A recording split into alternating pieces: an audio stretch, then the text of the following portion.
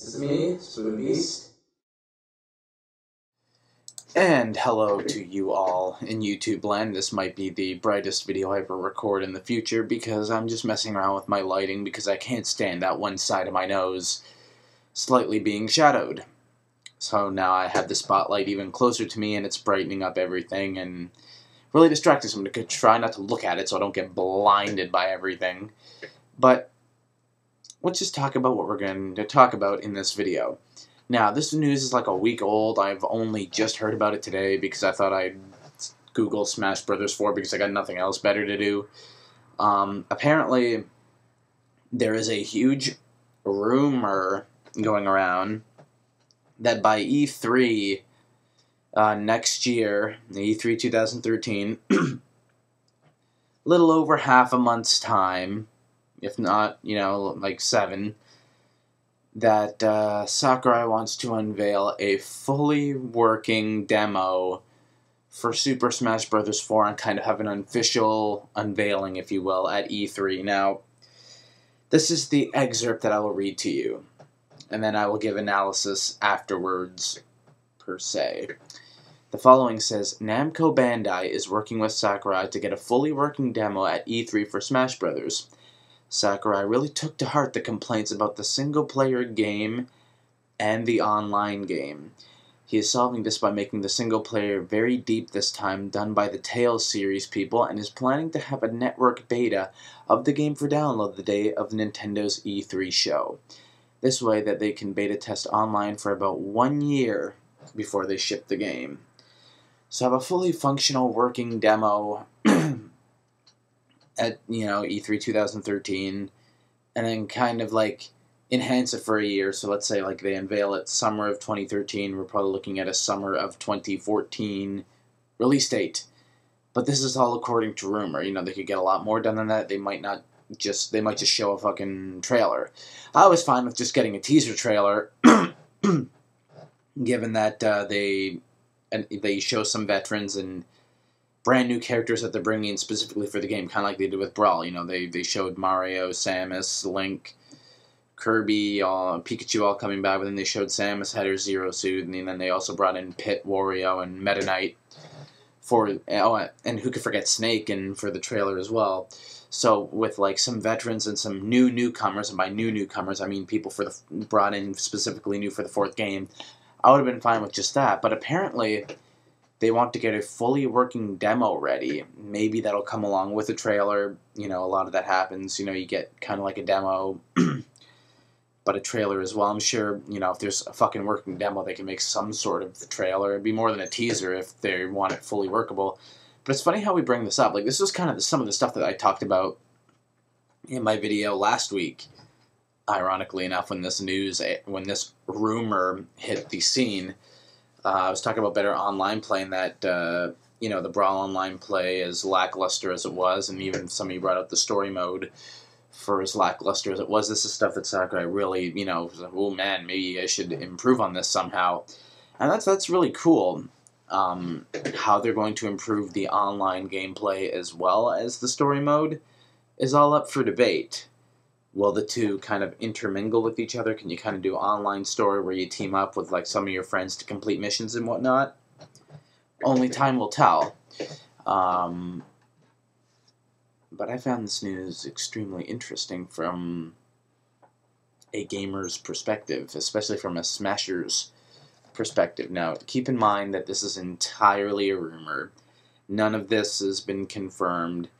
But as I said, if this does happen and they unveil actual gameplay at E3, then they're a lot farther in the game than I give them credit for. I was thinking, yeah, a trailer for this year's E3 was a stretch. Like a really big stretch, like a huge gaping stretch. Blah. Before I go on, you'll notice in the title to this video that it'll say Smack Talk Awards Announcement / Warning. At the end of this month, and I'll get into something a little bit after that. A little after this month, I'm going to be uploading 10 videos. 2 hands full of fingers full. I contribute to Smark Out Moments, Smack Talk Show. I have the channel under my affiliated channels on my homepage if you want to check it out if you're a wrestling fan. And I'm a frequent contributor to the show. I guest star on it. I give my opinions on current wrestling and whatnot and what's going on in the wrestling world. And as a result of being kind of like a contributor to that, at the end of the year, Tony, the main host of the show and the main, co-word of the website, like it's his website, Smark Out Moments his thing, Smack Talk's his whole thing, his whole ordeal. He's doing like the best and worst of wrestling for the year of 2012. He's doing it in 10 parts. This is going to be a 10-part video from him, and I'm going, as a result of being a contributor to the show, I'm going to be doing a 10-part video response. So this is just a warning for those. If you, like, when you see, like, Smack Talk Awards, part 1, 2, 3, 4, all the way up to all the 10 video responses I'll be giving. If you like wrestling and you like to hear my opinions on wrestling, listen to what I have to say about the best and worst of the year. If you don't like what if you don't like any of my videos on wrestling, skip all 10 of them. From parts 1 to 10, ignore them. They'll be in your uploads if you can find them through the new shitty YouTube layout. Ignore them, because they're going to be about wrestling. It won't be to the end of the month, like let's say closer to New Year's, between Christmas and New Year's, so you don't have to worry. But I just thought I'd give you guys fair warning in advance, because this month is going to be busy. I have this video that I'm making right now with this announcement, which was actually just kind of brought up today. I have a PlayStation All-Stars DLC thoughts and basically a wish list for that, for what I'd like to see for DLC for the game, given the Cat and Emmett Graves gameplay footage that was announced today. And I have, of course, some of your wish list ideas that I'm going to make into future videos as well for the rest of this month, maybe even into the beginning of the new year. So, yeah, back to the topic of the video. I was supposed to actually open the video with that announcement/warning, but I forgot, so I did it midway through. Yeah, it makes a lot of fucking sense. Back to what we were talking about. Smash Brothers having better online and story mode. As I said, could the two possibly intermingle? I think that would be pretty cool, being able to team up with your friends to kind of... Maybe other players could be a part of the online story mode. You gotta beat people. It's like a real tournament or whatever, or like just to play to be the best, or maybe even fight bosses, or who knows what they'll be able to do. So make it cohesive, make it deep, have some reason why all these characters are coming together. Not like All-Stars cheap arcade mode or classic mode like you've done in previous Smash Brothers, or even as haphazard as the subspace was, did have some depth to it. But if it's going to be more deep than that, then it really makes me wonder what they're going to do for it.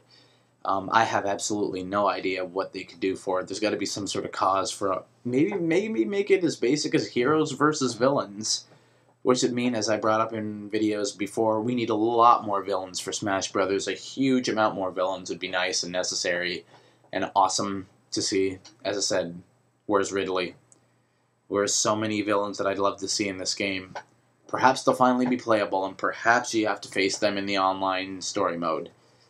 You know, having all them, like Bowser teaming up with everybody in the end, like just to face Taboo or whatever the fuck his name was. The villains are coming together with the heroes to fight for the common Smash cause.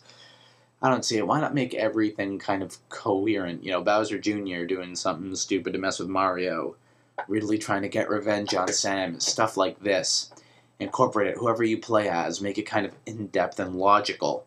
Maybe make it all logical. Maybe everything kind of intertwines and it's like a big, huge thing at the end. Big war between heroes and villains. There's so many possible ways you can go, especially with Namco Bandai developing this. You know, Pac-Man, as I said, can make an appearance. Klono, or however the hell you pronounce his name, the cool-looking rabbit dude. I'd love to see him in this game.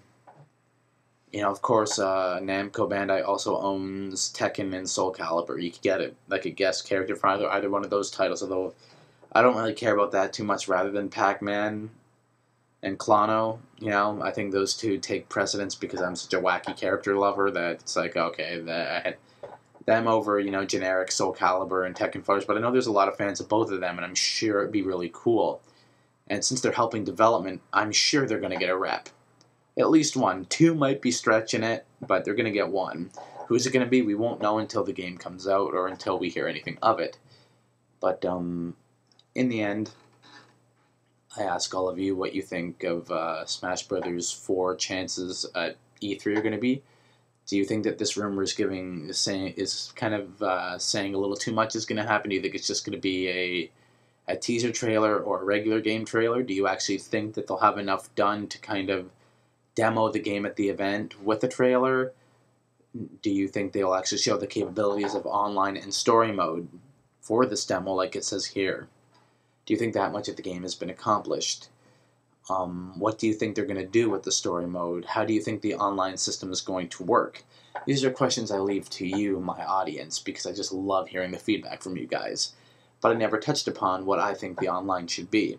I think the online should be, you can choose and customize whatever match you want to be, whether it be free-for-all, team battle, whether you want to be on stock, stamina, time, whoever gets as many kills in a match wins, like up to 10, or like 1 to 10. Inferno matches, or special item matches where you can choose fire flowers or hammers. There's just so many different options and modes that can go into this that you can choose, and I think it needs to be very customizable. You want to have people to be able to select the right matches they want and connect them immediately with people who also want those type of matches.